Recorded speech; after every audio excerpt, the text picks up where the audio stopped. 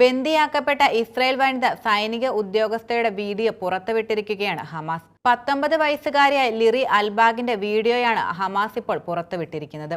2023 ഒക്ടോബറിൽ Israel Hamas നടത്തിയ ആക്രമണത്തിന് പിന്നാലെയാണ് ലിറി ബന്ദിയാക്കപ്പെട്ടത്. തന്റെ മോചനത്തിനായി ഇടപെടണമെന്ന് ഇസ്രായേൽ സർക്കാരിനോട് ഹിബ്രു ഭാഷയിൽ അഭ്യർത്ഥിക്കുന്നതാണ് 3.5 മിനിറ്റ് ദൈർഘ്യമുള്ള വീഡിയോയിൽ ഉൾപ്പെടുന്ന കാഴ്ച. തടങ്കിലാക്കപ്പെട്ടവരെ ഇസ്രായേൽ ഭരണകൂടം മറന്നിരിക്കുകയാണ്. എനിക്ക് വെറും 19 വയസ്സ് മാത്രമാണ് പ്രായമുള്ളത്. ഇനി മുന്നിൽ വലിയൊരു ജീവിതം ബാക്കിയുണ്ട്. പക്ഷേ ഇപ്പോൾ എല്ലാം അവസാനിച്ച പോലെ എനിക്ക് തോന്നുന്നുവെന്നും വീഡിയോയിൽ പെൺകുട്ടി പറയുന്നു.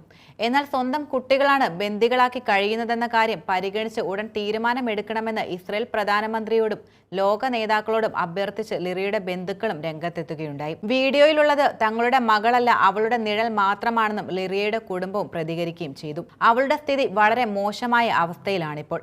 അവൾ മാനസികമായി തകർന്നിരിക്കുന്നുവെന്ന് വീഡിയോയിൽ നിന്ന് വ്യക്തമാണെന്നും കുടുംബം അവരുടെ പ്രസ്താവനയിൽ വെളിപ്പെടുത്തി.